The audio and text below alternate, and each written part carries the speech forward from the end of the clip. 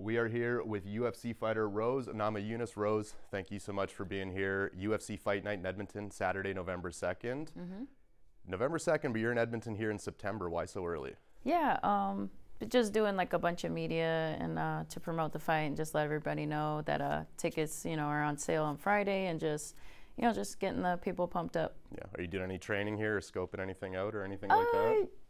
I think it is always good to just see where everything's going to be at, just to plan for, where am I going to eat or, how's the hotel, things like that. So, but yeah, I mean, it's not necessary, but it is a kind of nice benefit to come in early. Just sussing it out. And so you're the co-main event on Friday or November 2nd, Saturday. Yes. What is that like to be the co-main event? I mean, I've definitely been the co-main event for some pretty big cards. Been the main event a few times. The last one was a main event.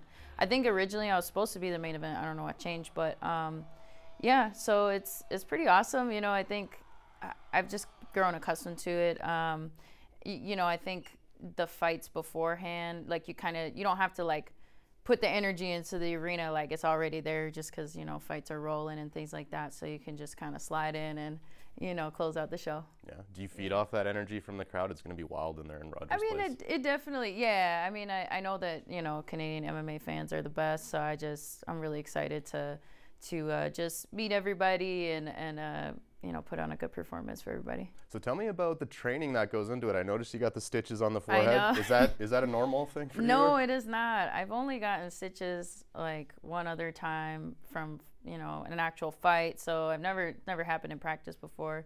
Up until Thursday is when it happened in wrestling practice, just clash heads.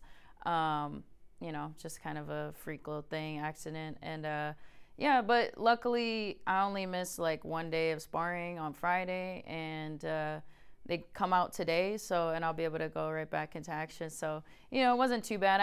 It wasn't that deep of a cut. It just was kind of long, so that's the only reason why they recommended some stitches for scarring and things. But it is what it is, and it's funny too because I just started like wearing headgear for sparring more often, and it just so happens that we were wrestling, so I didn't think I needed it, but maybe I do. And tell me a bit about your training, like your sparring you mentioned. What else goes into that ahead of November? I mean, yeah, just, so I stumbled across a really good boxer in our area that has been coming in just like the past couple weeks. And so I'm going to do a lot of boxing rounds. But yeah, making sure I do my MMA rounds as well, and grappling and lifting, running, eating right, sleeping good, all those things kind of go into it. And yeah, I love it. I love the martial arts lifestyle. I love just taking care of my body and just being healthy and being in shape. It's being ready for a fight is like the best feeling in the world because you're just like primed and running on all cylinders, so yeah. Does it get easier? Like, you've been doing this for such a long time. Like, I don't want to say easier, but does it get less stressful? Does the mental game still play into it that much? It does, yeah. It does get easier, I would say. I mean, yeah, the work, you still got to do the work, but as far as like knowing what to expect and knowing how to deal with things that you don't expect also, I'm definitely seasoned, and I'm also enjoying myself a lot more. I have a lot more peace in my life.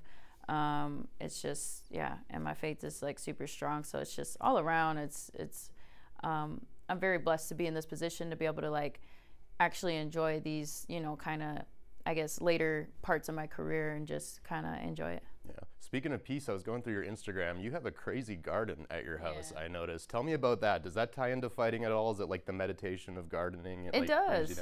Yeah, I think, I mean, you reap what you sow, right? Same thing in training. Like you put in the work, like you're going to have good results. And so, yeah, I think the gardening, it just, also I eat the food, just, there's nothing like eating a garden tomato versus from the store where it's just like pesticides and there's just no flavor or just whatever's picked super unripened, and so when you could get stuff from your garden. This year wasn't the greatest, I'll say. Like, it was, I don't know what was wrong with the summer, like the weather was like kind of weird, but we still got some stuff, and I'm definitely very fortunate, and that's a big part of what I fight for is being able to, I mean, my lifelong dream was to become a farmer, so that's what I want to transition into eventually one day, and just kind of, not just that, but do stuff for the community and always be involved in martial arts, but be able to like tie those worlds together you know, get the community and just people more, I guess, educate people more on growing their own food. Where does their food come from? So yeah.